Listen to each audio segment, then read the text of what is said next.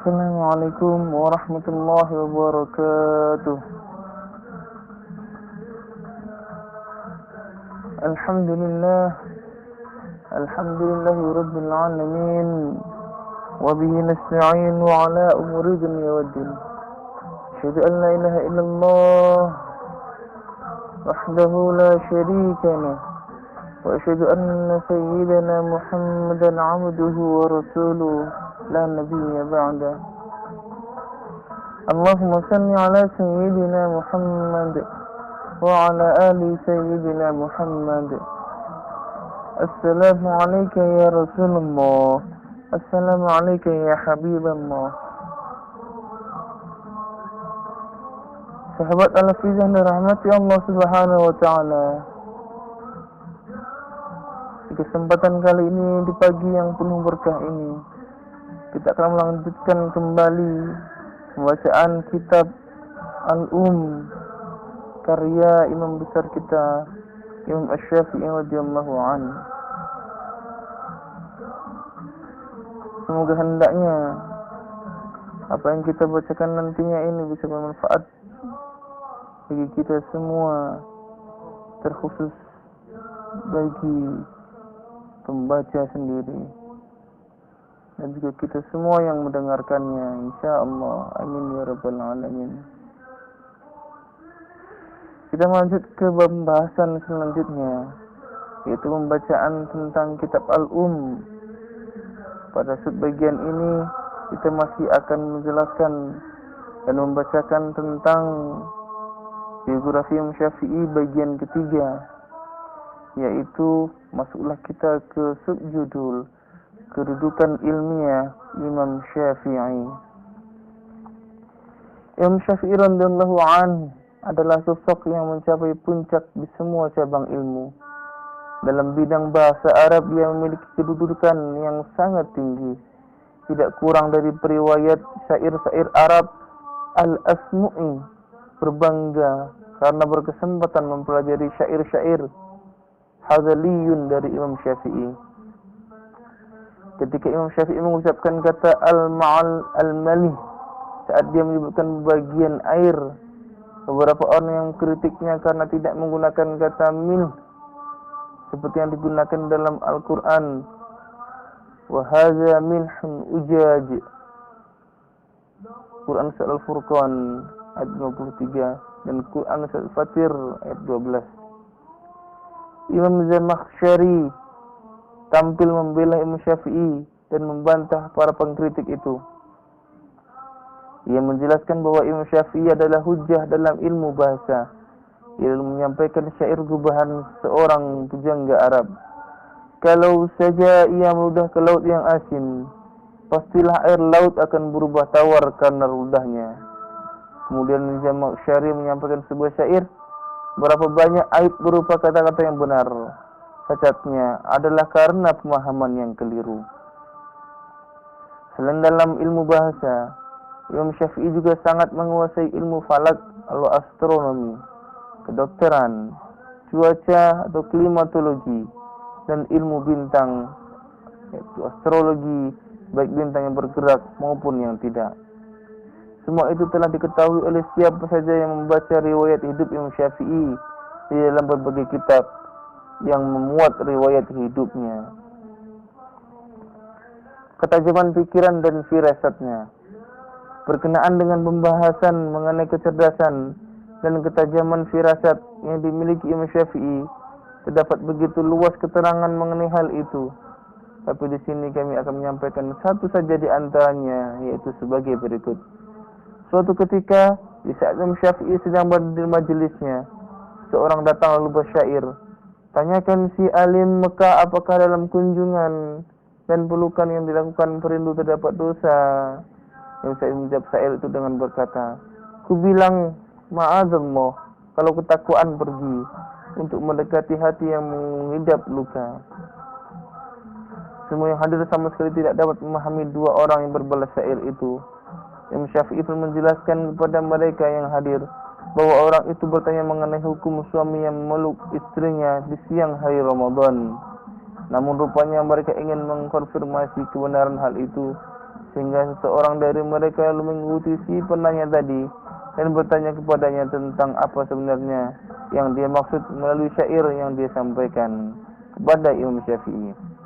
Dan orang itu pun menjawab dengan jawaban yang persis sama dengan apa yang sudah dijelaskan oleh Imam Syafi'i. Pujian para imam kepadanya. Al-Khatib meriwayatkan dalam Tarikh Baghdad dari Abdurrahman bin Mahdi dari Malik bahwa dia berkata, tidak seorang pun asal Quraisy yang pernah mendatangiku yang lebih dalam pemahamannya dibandingkan Syafi'i. Setiap kali Sufyan Tsauri ditanya mengenai sesuatu berkenaan dengan tafsir dan fatwa, dia selalu melihat pendapat Imam Syafi'i seraya berkata, tanyakanlah oleh kalian hal itu. Sementara itu gurunya bernama Muslim bin Khalid Az-Zanji pernah berkata kepada Imam Syafi'i saat dia baru berusia 15 tahun, demi Allah, sudah tiba waktunya bagimu untuk memberi fatwa. Yahya bin Sa'id Qattan dan Ahmad bin Hanbal masing-masing pernah berkata, sesungguhnya aku selalu berdoa untuk Imam Syafi'i dalam salatku sejak 40 tahun dan aku memohon ampunan untuknya. Imam Ahmad bin Hanbal suatu ketika pernah berkata kepada putranya, wahai anakku, Syafi'i adalah laksana matahari bagi dunia dan bagikan kesehatan bagi tubuh. Jadi perhatikanlah apakah ada pengganti bagi kedua hal itu. Abu Yusuf yang merupakan sahabat Imam Abu Hanifah juga pernah memuji Imam Syafi'i dengan ucapannya, orang sepertimu layak untuk menulisan. Semua kalimat pujian yang kami kutip di atas yang disampaikan oleh para imam terhadap sosok Imam Syafi'i itu hanyalah secuil dari begitu banyak pujian lainnya. Ibarat titik air di tengah gulungan ombak, laksana tetesan di tengah samudra. Bagi anda yang ingin mengetahui lebih banyak, silakan membaca kitab-kitab yang secara khusus membahas mengenai riwayat hidup Imam Syafi'i. Imam Syafi'i adalah sosok yang banyak ditulis riwayat hidupnya dalam banyak lembaran kitab oleh para ulama. Mereka telah menulis kitab-kitab yang secara khusus menuturkan mengenai riwayat hidup Imam Syafi'i. Hanya saja perkenankan kami dalam kesempatan yang mulia ini untuk menjelaskan garis-garis besar hidup Imam Syafi'i yang luar biasa ini. Karya-karya Imam Syafi'i. Ketika Imam Syafi'i memasuki masjid di Baghdad untuk melaksanakan salat maghrib, dia melihat seorang pemuda yang sangat indah bacaannya sedang salat mengimami orang banyak. Imam Syafi'i pun ikut salat di belakang pemuda itu. Tapi di tengah salat tiba-tiba pemuda itu lupa dan tidak tahu harus berbuat apa. Saat itu Imam Syafi'i berkata kepada pemuda tersebut, engkau sudah merusak salat kita wahai anak muda. Pada saat itu juga Imam Syafi'i langsung menulis sebuah kitab yang membahas perkara lupa dalam salat berkat anugerah Allah. Imam Syafi'i akhirnya berhasil menulis sebuah kitab besar yang ia berjudul Ja'faran, yang bersumber dari nama pemuda yang lupa dalam salat itu. Kitab karya Imam Syafi'i ini kemudian diriwayatkan oleh Hasan bin Muhammad Az-Za'farani dan Imam Ahmad bin Hanbal yang memperkenalkan kitab ini dengan judul Al-Hujjah. Kitab ini menjadi salah satu kitab kuno yang ditulis oleh Imam Syafi'i di Irak. Di Mesir, Imam Syafi'i menulis kitab Ar-Risalah yang menjadi kitab pertama yang membahas ilmu usul fikih dan penjelasan mengenai nasikh dan mansukh. Bahkan kitab ini juga menjadi kitab pertama yang membahas usul al-hadis. Selain itu, Imam Syafi'i juga menulis kitab berjudul Jama' al-Ilm. Dalam kitab ini, Imam Syafi'i membela sunnah dengan mengajukan argumentasi yang sangat bagus. Dalam kitab ini, dia mengukuhkan posisi sunnah sebagai hujjah dalam syariat. Imam Syafi'i juga menulis kitab Al-Imla Al-Asghar, Al-Saghir, Al-Amali Al-Kubra, Mukhtasar Al-Muzani, Mukhtasar Al-Buwaiti, dan lain-lain. Dasar mazhab.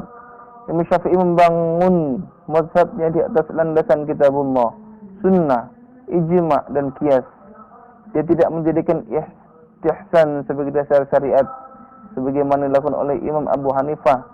Adapun pembahasan mengenai perselisihan antara kalangan Hanafiyah dan Syafi'iyah dalam masalah kedudukan ihtisan sebagai dasar syariat dapat Anda baca lebih lanjut dalam kitab usul. Kebanggaan Imam Syafi'i pada nasab. Imam Syafi'i selalu bangga pada nasabnya.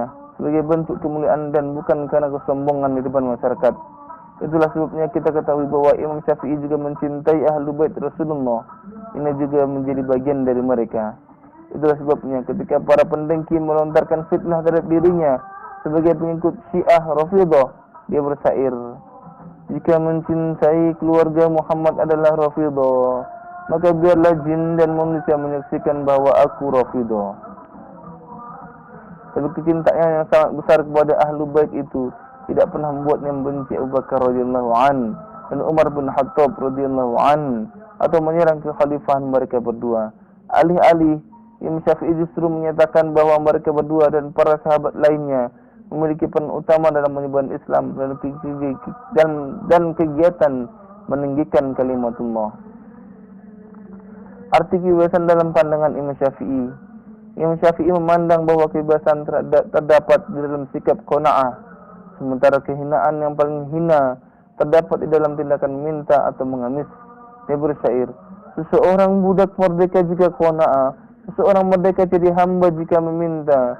Qanaahlah dan jangan meminta karena tidak ada aib selain ketamakan. Itulah sebabnya kita temukan sikap qanaah dan ridho atas anugerah Allah terkandung dalam syair Imam Syafi'i berikut ini. Hujanlah mutiara wahai gunung-gunung serendip, alirkanlah emas wahai sumur-sumur takrur. Aku kalau hidup, aku tidak kehilangan makanan. Aku kalau mati, aku tidak kehilangan kuburan. Hasratku hasrat raja, jiwaku jiwa merdeka, dan kau lihat kekufuran menghinakan.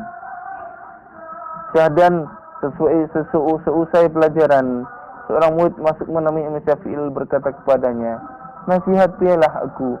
Imam Syafi'i menjawab, wahai anakku, Allah telah menciptakanmu sebagai seorang merdeka, maka jadilah engkau seperti dulu engkau diciptakan. Wafatnya, Imam Syafi'i menetap di Mesir selama 5 tahun 9 bulan, tepatnya mulai tanggal 28 Syawal tahun 198 Hijriah sampai 29 Rajab tahun 204 Hijriah, untuk mengajar umat serta menulis kitab-kitab. Di akhir hayatnya, Imam Syafi'i terserang demam hebat disebabkan penyakit wasir yang dia derita. Saat itu tubuhnya melemah hingga buat tidak sanggup keluar untuk mengajar. Muridnya yang bernama Muzani mengunjunginya lalu bertanya tentang keadaannya. Imam Syafi'i menjawab, wallahi, aku tidak tahu apakah rohku akan dituntun ke surga sehingga aku mengucap selamat padanya, ataukah diseret ke neraka sehingga aku mengucap bela sungkawa padanya.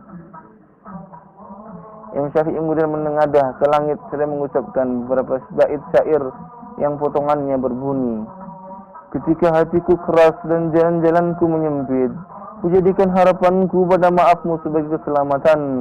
Dosa-dosaku sangatlah besar, tapi ketika ku sandingkan ia dengan maafmu Tuhanku, ternyata maafmu lebih besar. Setelah itu, Imam Syafi'i melayangkan pandangannya kepada orang-orang di sekelilingnya. Lalu ia berkata, jika aku mati nanti, pergilah kalian kepada gubernur dan mintalah dia untuk memandikanku. Dan akhirnya, pada malam Jumat terakhir di bulan Rajab tahun 204 Hijriah, selepas Isya, Imam Syafi'i berpulang ke rahmatullah dengan disaksikan oleh muridnya yang bernama Rabi Al-Juzi. Dalam waktu yang singkat, kabar wafatnya Imam Syafi'i pun tersiar di Mesir. Semua orang yang berduka berbondong-bondong mendatangi rumah duka, berlomba untuk mendapat membawa keranda Imam Syafi'i. Keadaan saat itu begitu riuh, disebutkan sangat banyaknya orang yang datang bertakziah. Pada pagi Jumat esoknya, keluarga Imam Syafi'i mendatangi gubernur Mesir untuk memintanya memandikan jenazah sang imam sesuai wasiatnya. Saat itu gubernur bertanya, apakah imam meninggalkan utang? Keluarganya menjawab, iya. Gubernur pun memerintahkan bawahannya untuk melunasi hutang itu. Kemudian dia menoleh kepada keluarga Imam Syafi'i seraya berkata, inilah yang dimaksud dengan aku memandikannya. Setelah asar, jenazah Imam Syafi'i selesai dibereskan. Sesampainya di tempat, Sayyidah Nafisah meminta agar keranda Imam Syafi'i dimasukkan ke dalam rumahnya untuk ia salati. Setelah itu jenazah dibawa ke sebuah dataran kecil yang terkenal saat itu dengan sebutan Turbah Aulad Abdul Hakam. Di tempat itulah jenazah Imam Syafi'i dikebumikan. Sejak saat itu, tempat pemakaman itu dikenal dengan sebutan Turbah Syafi'i sampai sekarang. Wafatnya Imam Syafi'i membuat begitu banyak orang berduka.